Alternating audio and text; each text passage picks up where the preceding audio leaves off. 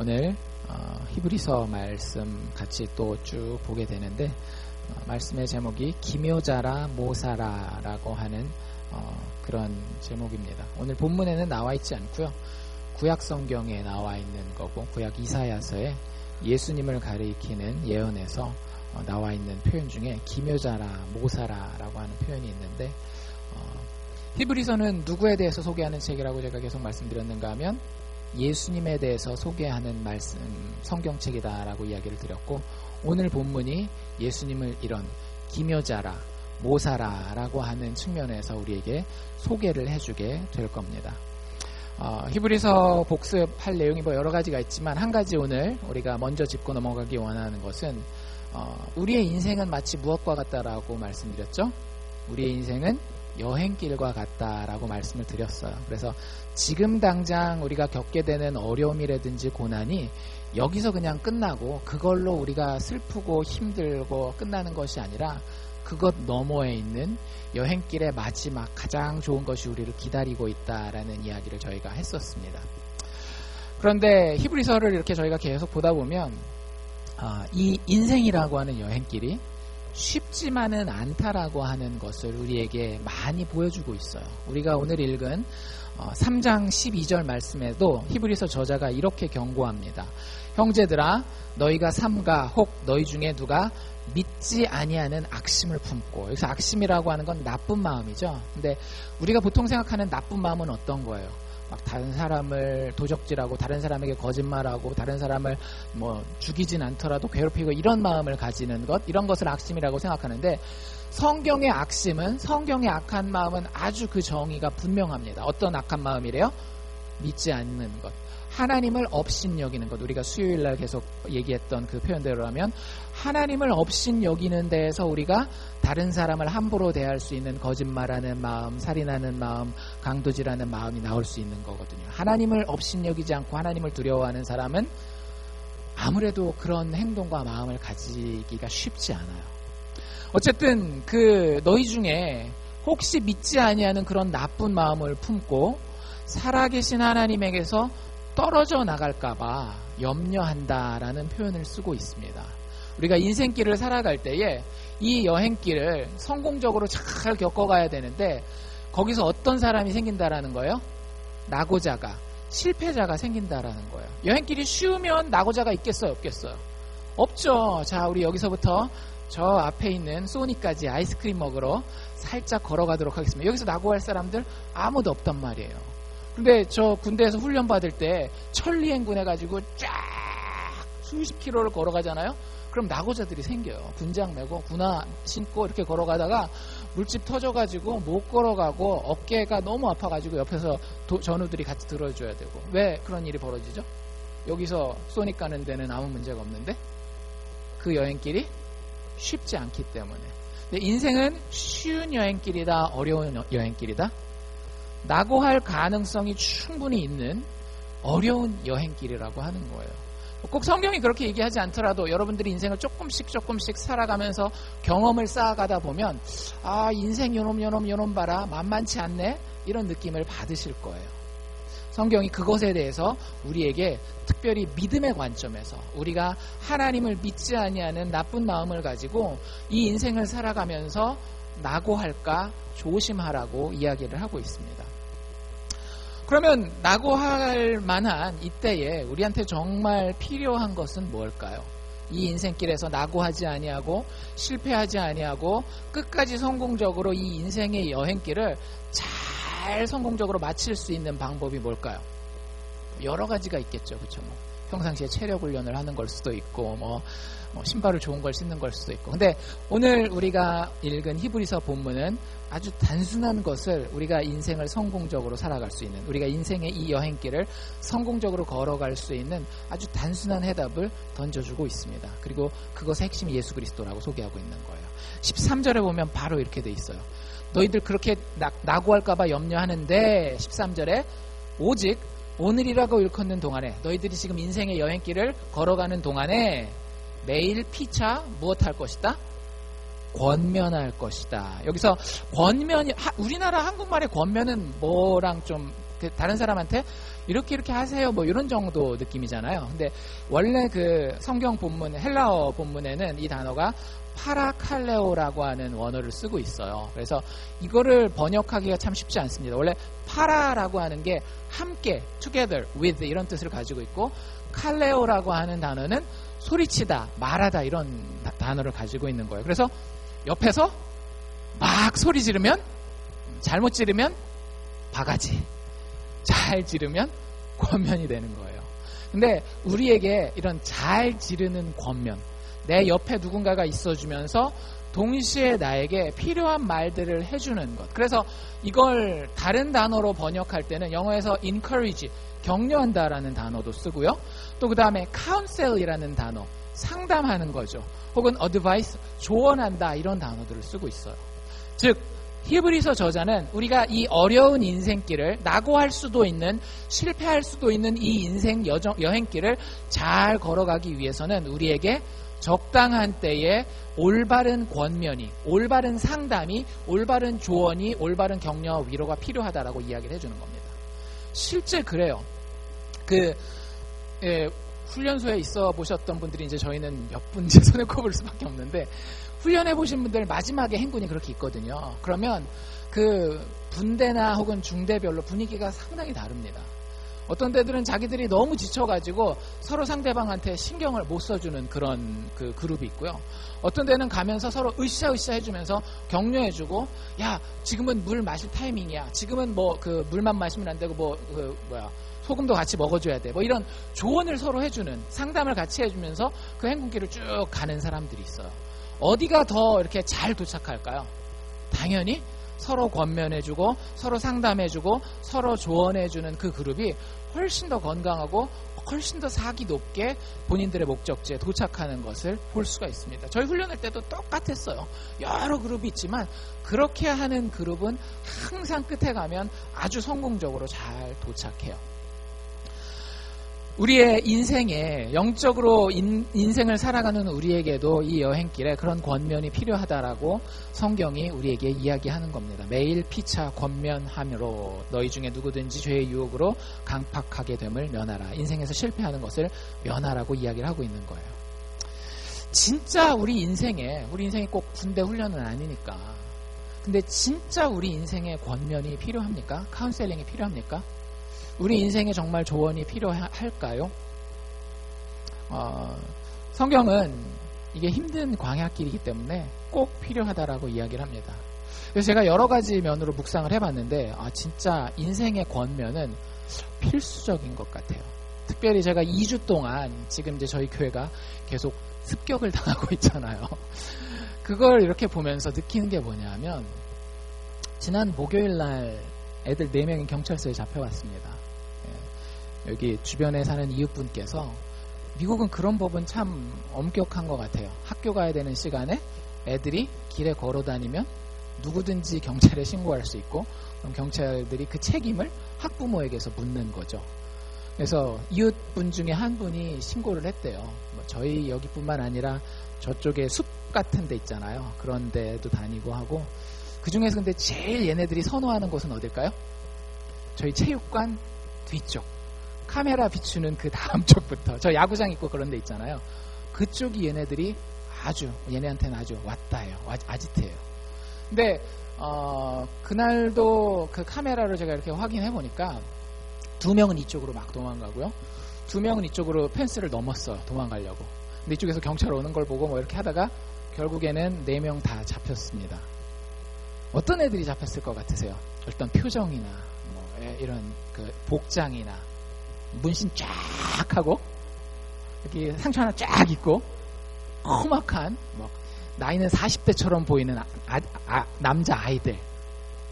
여러분들 만약에 그렇게 생각하셨다면 큰 착각입니다. 7학년짜리 여자애들 3명하고 남자 1명이에요. 저도 충격이었어요. 야, 다 요 동네 사는 애들이에요. 지금 요 동네가 흑인들이 별로 없는 거 아시죠? 흑인들이 점점 이사를 나가고 히스패닉들이 살고 있거든요. 4명 다 히스패닉이고.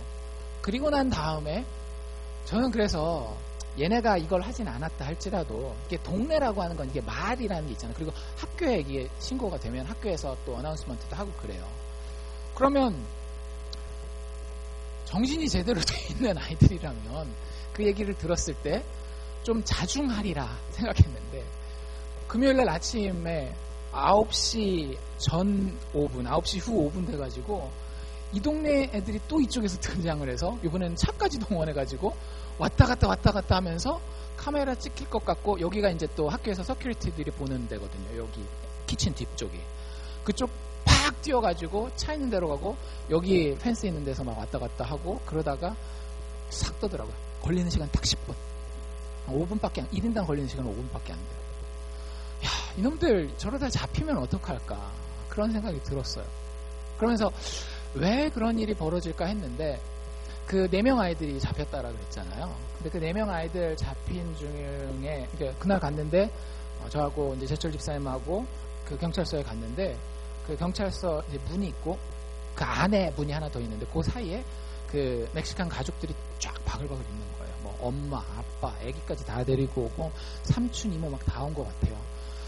근데 거기서 이제 애들이 만 18세 미만이기 때문에 형사들이 직접 취조할 수가 없는 거예요. 반드시 어른을 통해서 취조하게 돼 있어서 부모들을 기다린 건데, 그날 끝까지 취조를 못 받은 애가 하나 있어요.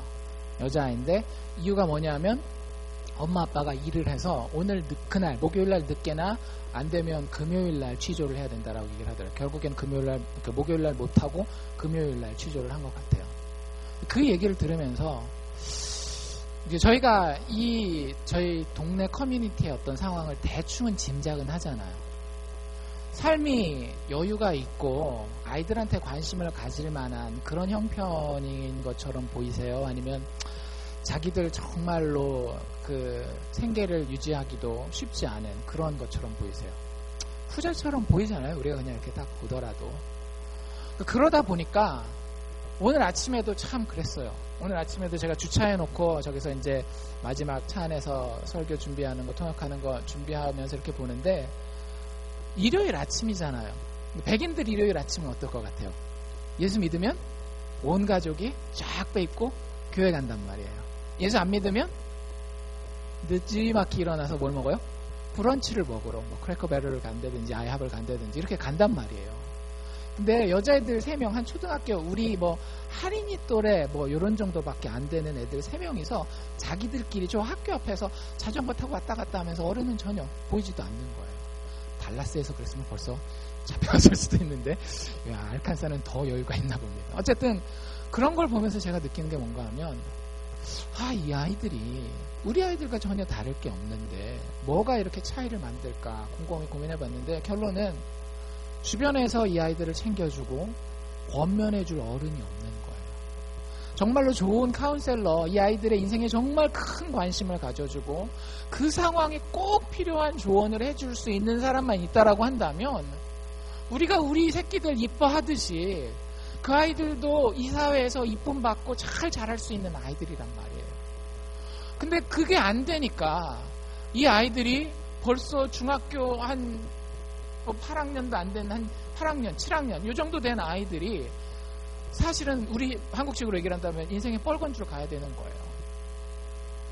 참 그 인생의 여행길이 더 힘들어지는 거 아니겠어요?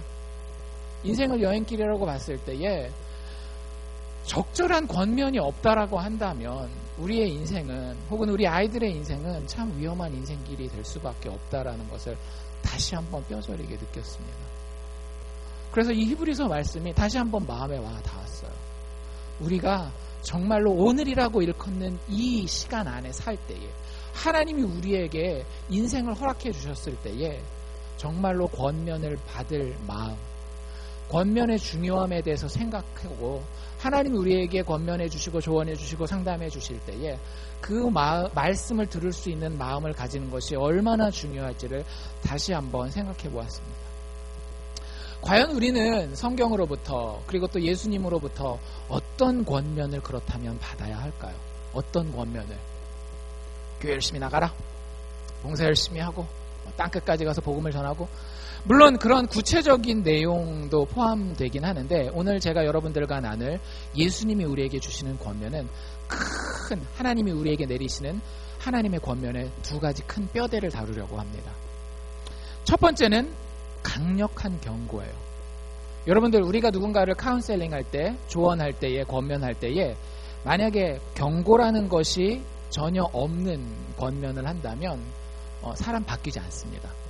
뭐가 맞는지는 얘기를 해줘야 돼요. 그렇기 때문에 성경은 정말로 강력하게 경고하면서 하나님의 백성들에게 인생을 살아갈 때 어떻게 살아가야 되는지에 대한 권면을 해주고 있어요. 이게 한 가지 기둥이에요. 그런데 그걸로만 끝나지 않습니다. 또 한 가지 기둥은 뭘까요? 아주 따뜻한 위로입니다. 권면의 말씀을 하는데 정말로 내가 이 하나님의 위로 앞에는 모든 것을 다 털어놓고 정말 편안하게 다시 시작할 수 있겠다라고 느낄 수 있을 정도의 따뜻한 위로가 성경이 우리에게 주는 또 다른 하나의 권면의 기둥입니다. 둘 다 필요해요. 그리고 성경에 둘 다 존재하고 있습니다. 문제는 얼마나 맞는 타이밍에 맞는 종류의 권면을 우리가 듣고 하느냐라고 하는 거죠. 때로는 동시에 필요하기도 하고요. 그것이 정말로 절묘하게 잘 조합이 돼야 할 때도 있어요. 우리 스스로가 이 힘든 인생의 위기를 겪어나가기 위해서는.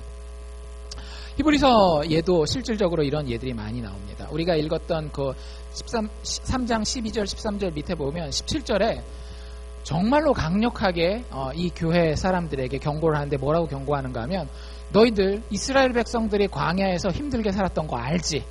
그러면서 이렇게 얘기를 합니다. 하나님이 40년 동안 누구에게 노했는지 너희들 알아 몰라. 하나님을 따른다라고 하는 그 이스라엘 백성들에게 분노하셨잖아. 그런데 어떻게 됐어? 범죄하여서 그들의 시체가 광야에 널브러져 버렸다라고 얘기를 합니다. 상당히 그래픽한 표현입니다. 아주 과격한 표현이에요. 그들 다 뭐가 됐다라는 거예요? 까마귀밥, 들깨밥이 됐다라는 거예요. 너희들이 하나님 앞에서 아까 이야기했던 대로 믿지 아니하는, 하나님을 신뢰하고 하나님을 신뢰하지 아니하고 하나님을 업신여기는 마음을 가지고 살아갈 때에 너희들 정말로 짐승의 밥이 될 정도로까지 인생이 힘들어질 수 있어라고 정말로 강력하게 경고하고 있는 겁니다. 그게 3장 끝이거든요.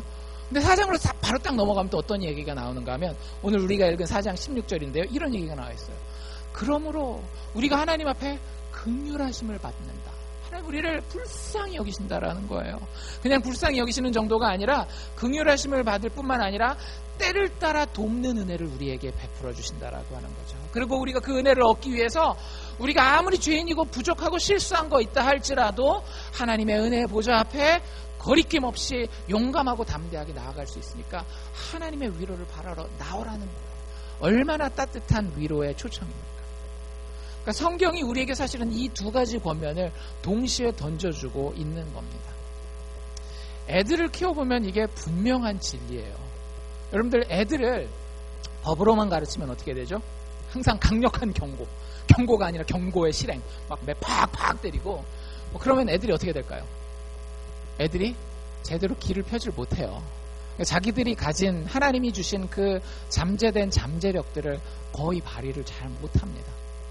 그래서 오래 자녀를 잘 키워분들은 이것만 가지고는 안 된다라는 걸 알아요. 근데 거꾸로 우리가 자녀를 키워할 때에, 자녀를 권면할 때에 항상 따뜻한 권면만 해줘요. 힘들었어, 괜찮아 좀 쉬어, 이렇게 좋은 말만 해주고 따뜻한 위로만 해주면 거꾸로 자녀들이 어떻게 되겠어요? 애들이 뭐가 맞는 건지 뭐가 올바른 건지 몰라요.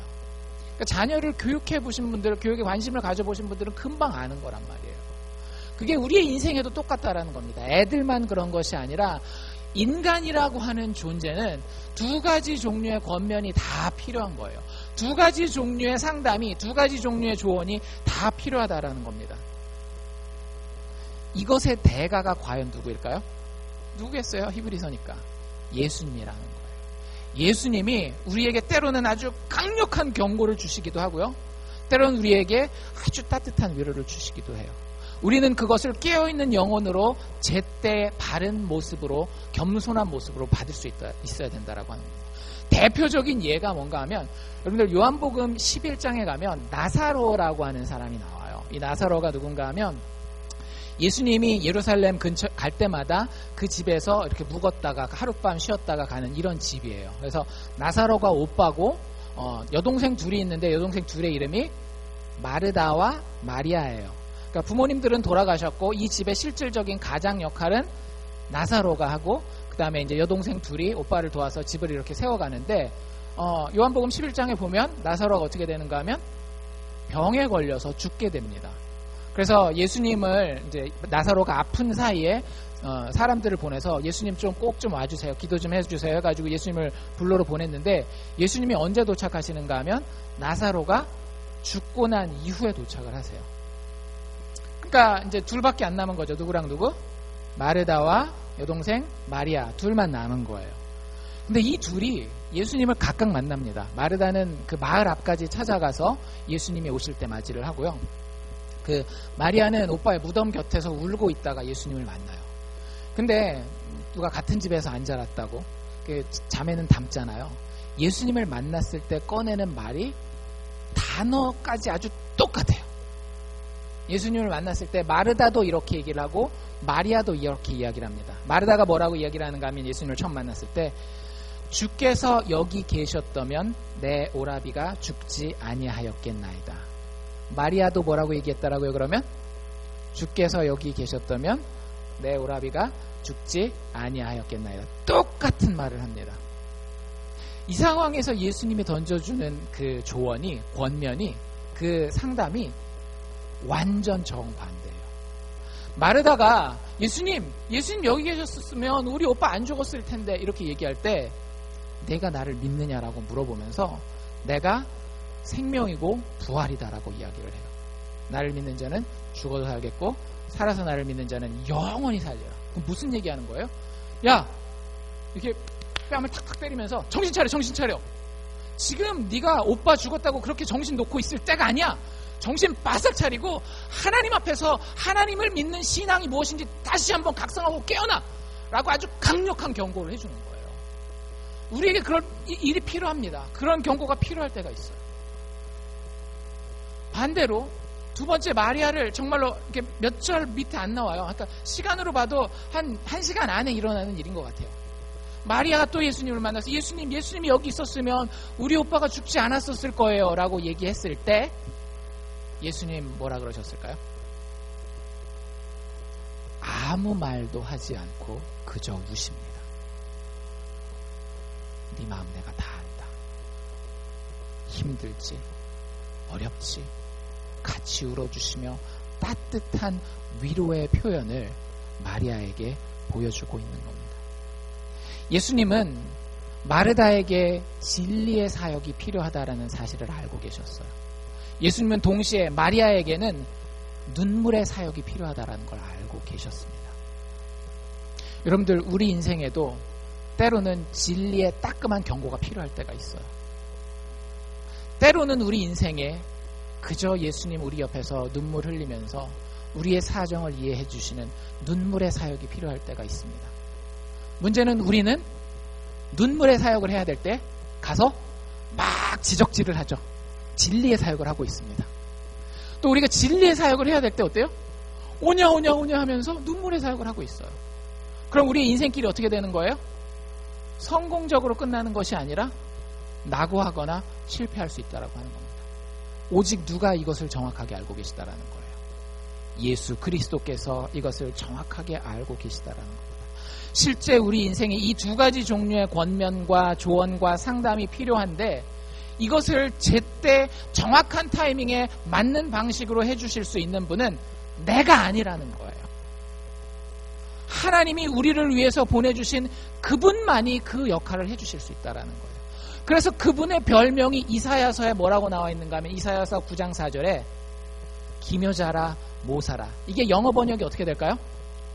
Wonderful Counselor. 우리식으로 번역한다면 우리에게 정말로 놀라운 상담자라고 하는 거죠. 정말 이 타이밍에 난 생각지도 못했는데 여기서 나를 이렇게 꼬집어서 나를 깨워주는구나. 참 놀랍다. 그래서 내가 그 위기를 정말로 저벅저벅 담대하게 걸어서 이겨낼 수가 할 수 있었구나. 지금 이 타이밍에 내가 내 열심만 가지고 해야 되는 줄 알았는데 예수님이 오셔서 꼭 안아주시면서 괜찮으니까 울어. 괜찮으니까 좀 쉬다가 그때 안 쉬었으면 내가 어떻게 할 뻔했어?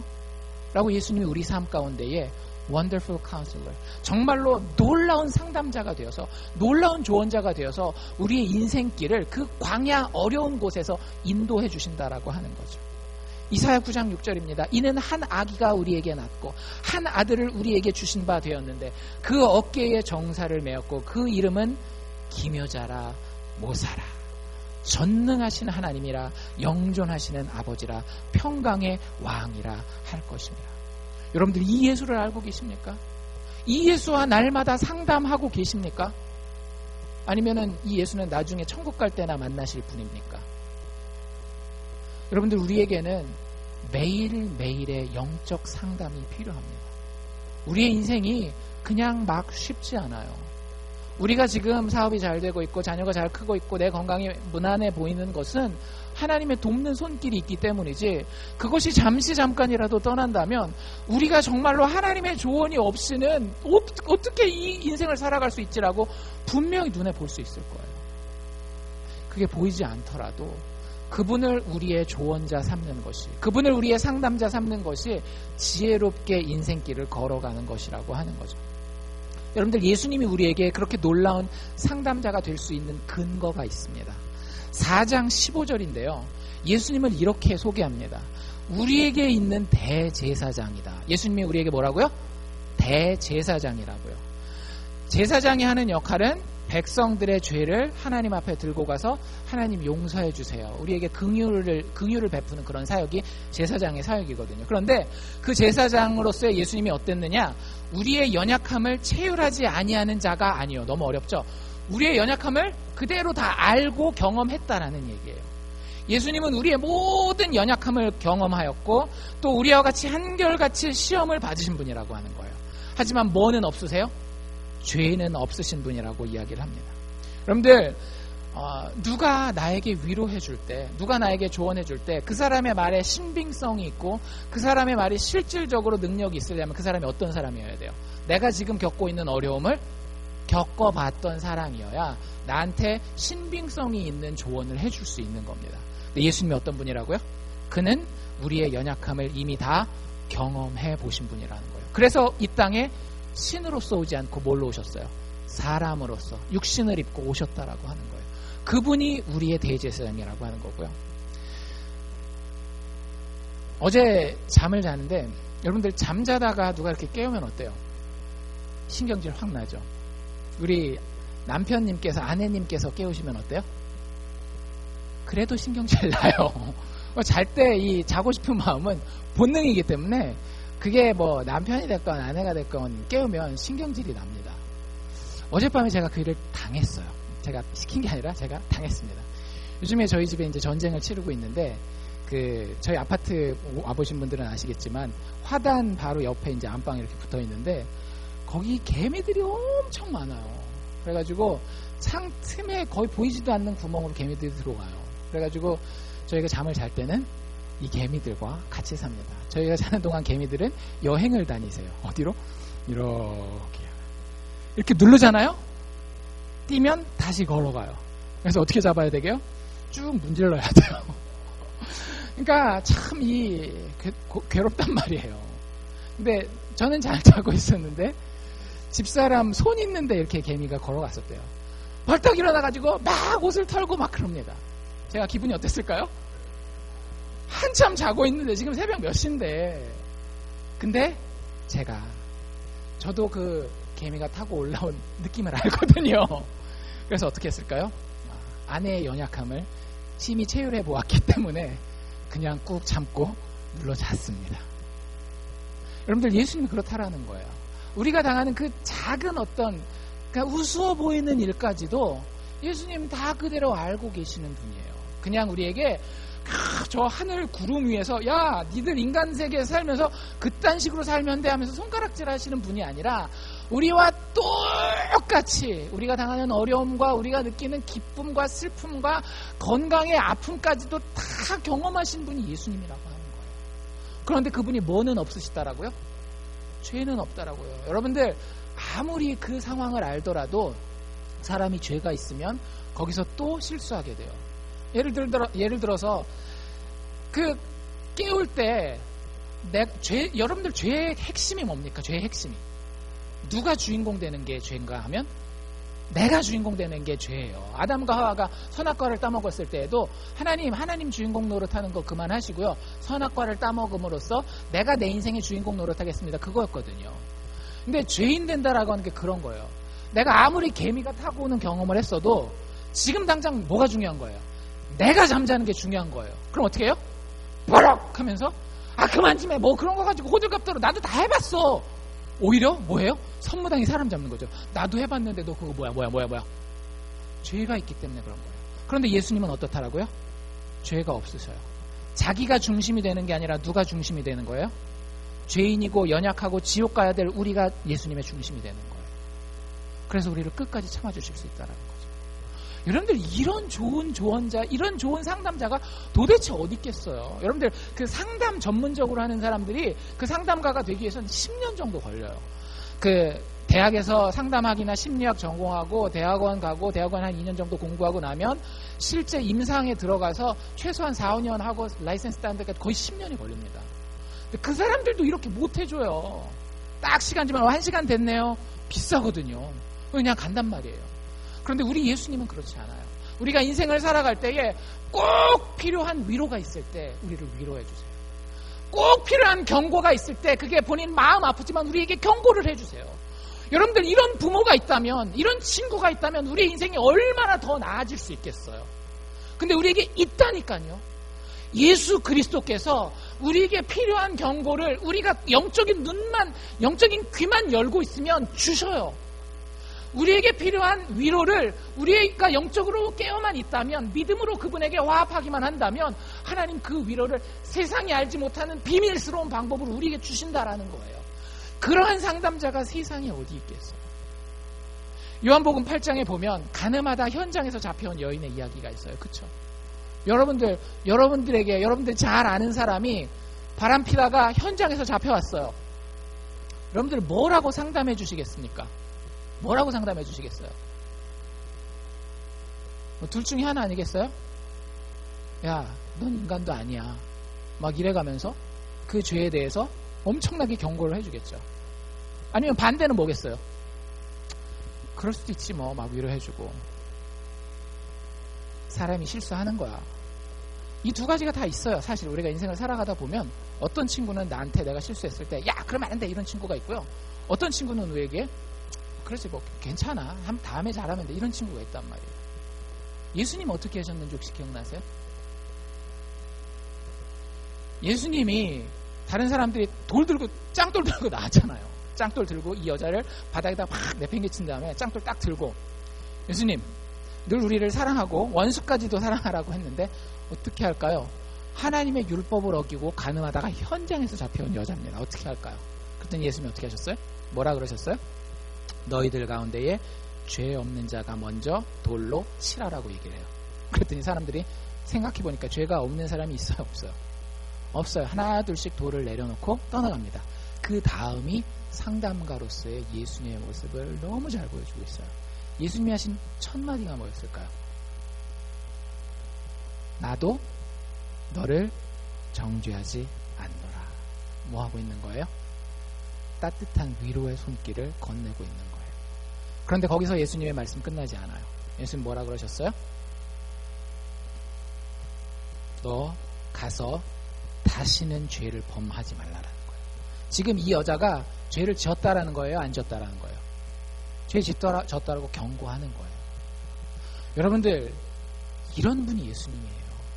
이런 분이 예수님입니다. 우리가 이런 정말로 좋은 권면자를, 좋은 상담가를 가지고 있어요. 우리가 예수 믿는다라고 믿음으로 고백할 때 그 예수님이 우리의 정말로 놀라운 상담자가 되어주신다라고 하는 겁니다.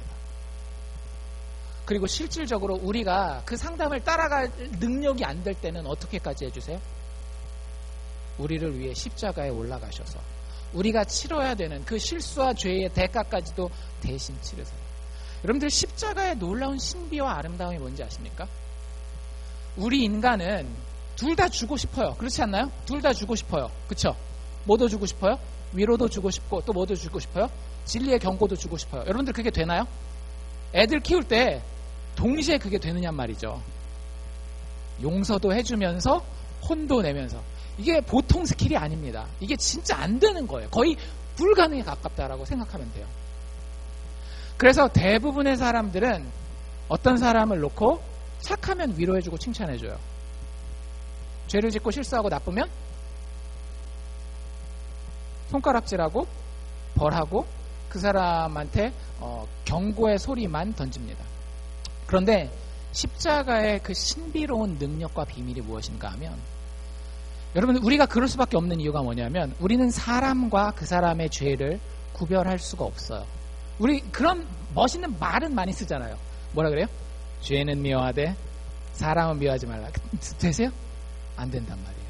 그게 되는 곳이 딱 한 군데예요. 어디? 예수 그리스도의 십자가.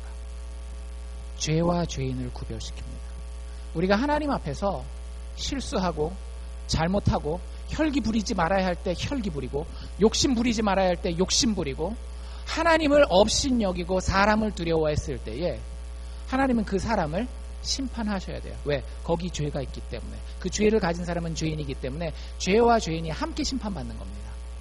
그런데 십자가에 예수님께서 죄의 모든 대가를 치르셨을 때에 그 십자가를 바라보고 내가 예수 믿습니다 라고 이야기하는 순간 그 죄와 죄인이 분리되는 거예요. 우리는 더 이상 그 죄의 저주의 자식이 아니라 하나님의 축복의 대상으로 예수 그리스도의 대신 치는 그 핏값 때문에 하나님의 사랑받는 자녀가 된다는 거예요. 그분이 우리의 상담자예요. 놀랍지 않습니까? 그냥 얘기 듣고 얘기해주는 정도가 아니라 그 문제를 분명히 해결할 수 있는 능력과 방법까지 이미 다 마련해 놓으신 분이라고 하는 거죠. 여기 또 한 가지 놀라운 표현은 뭐냐 하면 우리가 읽은 그 5장 말씀 중에 6절에 보면 예수님을 그 앞에 뭐라고 소개했는가 하면 제사장이라고 소개를 하죠. 예수님을 제사장이라고 소개를 하는데 제사장 5장 1절 2절에 보면 이렇게 소개하고 있어요. 대제사장마다 다 사람 가운데서 취한다. 여러분들 그 구약 성경에 나오는 제사장이 막 천사인가요? 아니란 말이에요. 제사장들은 다 뭐예요? 혈통적으로 따졌을 때 인간이란 말이에요. 근데 그게 되게 중요한 의미를 가져요. 왜냐하면 대제사장마다 사람 가운데 취한 자이므로 그 사람이 하나님께 속한 일을 해요. 그런데 하나님께 속한 일, 즉 죄에 관련된 일을 하는데 누구를 위하여 한다라고 되어 있는가 하면 사람을 위해서, 우리들을 위해서 하나님이 그 일을 하신다. 예수님이 그 대제사장의 역할을 한다라는 거예요. 그래서 우리를 위해서, 죄인들을 위해서 예물과 속죄하는 제사를 하나님 앞에 드릴 수 있는데 그렇게 우리가 똑같은 육체를 가진 인간이시기 때문에 2절에 뭐라고 되어 있는가 하면 그렇기 때문에 예수 그리스도께서 무식하고 미혹받는, 그래서 죄짓는, 실수하는 인간들을 능히 용납하실 수 있다라고 하는 거예요. 놀랍지 않습니까? 예수님이 제사장이라고 하는 의미에는 이런 의미가 포함되어 있는 거예요. 자기도 이 모든 연약함을 친히 알고 있기 때문에 우리가 연약함 가운데 빠질 수 있다는 걸 알고 계시는 거예요. 정말로 우리가 눈물 흘릴 때에 나도 내가 왜 그러는지 진짜 내가 너무 싫어라고 눈물 흘릴 때에 나보다도 더 가슴을 치며 울며 내 옆에 계시는 분이 예수님, 나의 대제사장 되시는 예수님이라고 하는 거죠. 그런데 예수님을 대제사장으로 소개하면서 6절에 뭐라고 되어 있는가 하면 그냥 보통 제사장이 아니라는 거예요. 보통 대제사장이 아니라 6절에 뭐라고 이야기를 하는가 하면 또한 이와 같이 다른 데서, 이건 성경 구절을 얘기를 하는 겁니다. 다른 성경 구절에서 말씀하실 때 예수님을 가리켜서 내가 영원히 멜기세덱의 반차를 좇는 제사장이다 라는 이야기를 하십니다. 여러분들 혹시 멜기세덱이라는 사람을 이름을 들어보신 적 있으세요? 멜기세덱이 성경에 물론 이제 히브리서에 지금 잠깐 나오지만 이 히브리서를 제외하고는 딱 한 번 나오는 사람이에요. 구약성경 창세기에 보면 우리가 믿음의 조상이라고 하는 사람이 있죠. 아브라함이라는 사람이 있었어요. 한 번은 이 아브라함이 멀리 타지에 우리처럼 이민 와서 사는데 이민 와서 아무도 아는 사람이 없어요. 아는 사람 딱 한 명 누구밖에 없는가 하면 자기 조카 롯밖에 없었습니다. 근데 이제 둘이서 이쪽 집 저쪽 집 이렇게 살고 있는데 어느 날 이 롯네 집에 이렇게 다른 사람들이 군대를 이끌고 와가지고 그 동네에 있는 사람들 다 잡아가요. 그래가지고 아브라함이 자기가 집에서 키운 군사들을 데리고 롯을 구하러 갑니다. 이겼을까요? 졌을까요? 이기죠. 그래서 롯을 잘 데리고 오는데 아브라함이 승전해서 돌아오는 그 자리에 여러 사람들이 와서 축하를 하는데 그 중에 한 명이 누군가 하면 멜기세덱이라는 사람이에요. 그런데 이 멜기세덱이라는 사람을 소개하는 말이 상당히 특이합니다. 이 사람을 살렘 왕이라고 부르는데 살렘은 지금의 예루살렘이라고 보시면 돼요. 그러니까 이 사람의 직업이 뭐예요? 왕이에요. 왕이면 여러분들 왕은 뭐 하는 사람입니까? 왕이 가장 중요한 일이 뭐예요? 나라의 법과 정의와 질서를 세우는 게 왕입니다. 그쵸? 왕이 그럴 수도 있지 이렇게 넘어가면 안 돼요. 왕은 그 나라의 법과 질서를 지우는, 즉 아까 우리가 얘기했던 대로 얘기한다면 진리의 사역을 해야 되는 사람이에요. 눈물의 사역을 해서는 안 돼요. 근데 이 사람이 왕이었단 말이죠. 근데 아브라함이 이렇게 쫙 올 때 그냥 박수 치면서 잘했다, 역시 잘 싸우는구나, 그러지 않아요. 아브라함이 승리해서 돌아오고 있을 때에 이 살렘 왕이었던 멜기세덱이 하는 일이 있습니다.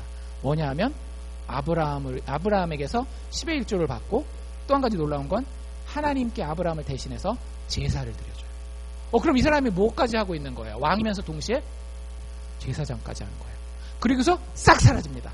다시는 성경에 드러나지 않아요. 성경에 보면 왕이면서 제사장을 했던 사람이 존재하지 않아요. 딱 멜기세덱만 그런 거예요. 근데 그럴 수가 없겠죠. 방금 얘기한 것처럼 왕은 뭘 해야 되니까? 진리의 사역을 해야 되는 사람이에요. 반면 제사장은 뭐 해야 되는 사람이에요? 백성과 함께 울고 백성의 죄를 슬퍼하는 눈물의 사역을 해야 되는 사람입니다. 이걸 동시에 할 수가 없어요. 그래서 우리도 엄마 아빠 얘기할 때 뭐라 그래요? 엄부자모. 엄마가 동시에 엄하면서 자유로울 수 없고 아빠가 또 동시에 자유로우면서 엄할 수 없으니까 한 사람은 엄하고 한 사람은 악역을 하고 한 사람은 자유롭게 용서하고 좋은 역할을 하고, 그렇게 인간이 그게 불가능하기 때문에 실제 그래서 구약 성경에도 제사장이 왕을 했었던 경우는 한 번도 없습니다. 멜기세덱을 제외하고는.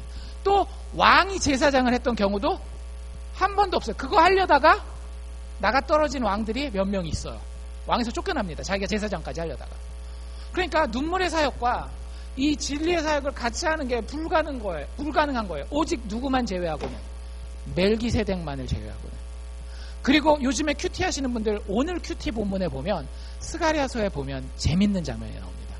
스가랴에 보면 하나님의 성전을 회복하는 데에 스가랴 선지자를 사용해서 이스라엘 백성들로 하여금 성전 짓는 거 게으르게 하면 안 된다라는 메시지를 전하잖아요. 근데 오늘 본문에 집에 가셔서 한번 보십시오. 누구 얘기가 나오는가 하면 그 당시에 대제사장이었었던 여호수아의 이야기가 나와요. 모세 이후의 후계자 여호수아 말고 그 성전 재건할 때 여호수아라는 대제사장이 나옵니다. 근데 하나님 이런 얘기를 해요. 너희가 금과 은으로 왕관을 만들으라는 거예요. 그리고 그 왕관을 누구한테 씌우라 그러는가 하면 그 당시에 정치적 지도자가 있었거든요. 2명의 지도자가 있었습니다. 실질적으로 정치적 지도자, 왕 역할을 하는 사람은 다윗의 직계 후손이었던 스룹바벨이 있었어요. 그리고 종교 지도자가 방금 얘기한 여호수아거든요. 근데 그 왕관을 금과 은으로 만들라고 한 다음에 누구에게 씌우라 그랬는가 하면 왕 역할을 해야 될 스룹바벨에게 씌우는 것이 아니라 제사장 역할을 해야 될 여호수아에게 씌우는 겁니다. 그러니까 이 사람 제사장인데 졸지에 뭐가 돼버린 거예요? 왕이 돼버린 거예요. 그리고 나서 그 사람에 대해서 성경이 이렇게 표현하고 있어요. 스가랴 선지자가. 그 현장에서 이 두 직분 사이에, 이 왕의 직분과 제사장 직분 사이에 평화의 의논이 있으리라. 즉 이 두 직분이 더 이상은 엄부자모로 갈리지 아니하고 동시에 엄하면서 동시에 자애로운 하나님이 보내주시는 메시아가 있다라는 예언을 스가랴가 거기서 하고 있는 거예요. 근데 그 메시아가 누구예요? 예수님이란 말이에요. 놀랍지 않습니까? 성경이 이미 수백 년 전에, 그리고 우리부터 따진다면 수천 년 전에 이 예수님이 우리에게 Wonderful Counselor, 정말로 놀라운 조언자가 되신다라고 하는 사실을 이렇게까지 강조하고 구체적으로 얘기를 해주고 있는 거예요. 우리에게 눈물의 사역이 필요하면 눈물의 사역을, 우리에게 진리의 사역이 필요하면 진리의 사역을 주실 분이 이미 너희들의 믿음 가운데 존재하고 있다라는 걸 이야기해주고 싶은 겁니다. 히브리서 저자가 예수님의 승천 이후에 그 이야기를 해주고 있다라고 하는 거죠. 그렇기 때문에 우리가 누구를 바라봐야 되는 거예요? 예수를 바라봐야 되는 겁니다. 5장 마지막 우리가 봤던 7절 말씀에 보면 예수님에 대해서 이렇게 소개해주고 있어요. 그는 육체에 계실 때, 예수님이 죽기 전에 얘기하시는 거죠. 이 땅에 살아계실 때에 자기의 죽음에서 능히 구원하실 이에게, 이거 누구 얘기하는 겁니까? 아버지 하나님이죠. 아버지 하나님은 전능하시니까 예수님이 십자가를 지는 것도 지지마 하면 예수님이 안 지셔도 되는 그런 상황이란 말이에요. 그렇게 자기를 죽음에서 능히 구원하실 아버지 하나님에게 예수님이 어떻게 하셨대요? 심한 통곡과 눈물로 간구와 소원을 드렸다라는 거예요. 이게 언제인지 혹시 아시겠어요?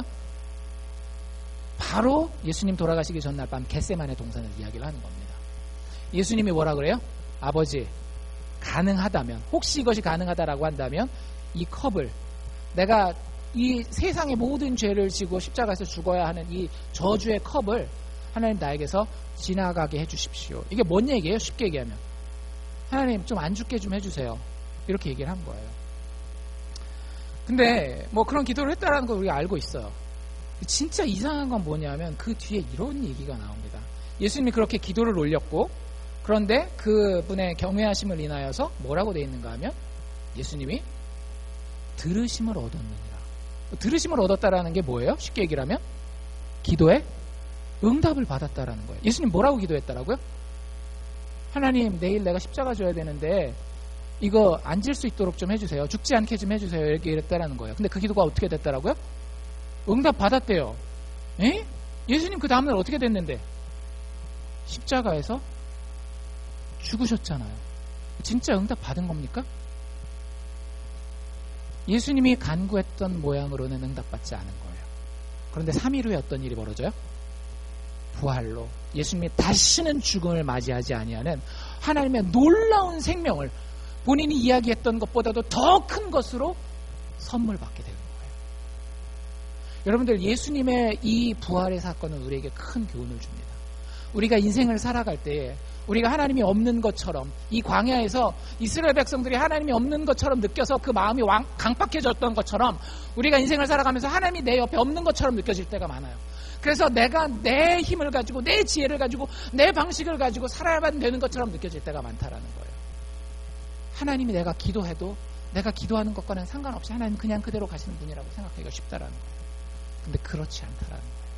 우리에게 그 놀라운 조언을 주시는 그 하나님께서 예수 그리스도에게 응답하셨던 것처럼 그의 타이밍과 그의 방법으로, 비록 그것이 우리의 타이밍과 우리의 방법과는 조금은 다르다 할지라도 하나님의 그 권면의 아름다운 결과를 분명히 우리 삶 가운데에 성취시키겠다라고 하는 것이 예수 그리스도의 부활의 약속이라고 하는 겁니다. 여러분들, 예수님으로부터 들으시기를 바랍니다. 예수님이 우리의 상담자가 되어서 내 옆에 사시는 말씀이 있어요. 그건 자기만 듣는 겁니다. 내가 말씀을 읽으면서, 내가 설교를 들으면서, 내가 기도를 하면서 예수님은 지금도 내 옆에서 우리의 인생이 완악해질 수 있고 우리의 인생이 낙오할 수 있기 때문에 조언하고 계세요. 상담해주고 계세요. 권면해주고 계세요. 문제는 내가 믿음으로 그 상담을, 그 조언을, 그 권면을 들을 만한 신뢰의 마음이 있느냐라고 하는 거죠. 히브리서 저자는 우리에게 이렇게 권면합니다. 너희에게 놀라운 상담자가 있으니 그에게 귀를 기울이고 그의 음성을 듣도록 하여라. 그의 이름은 예수 그리스도니라. 기도합시다.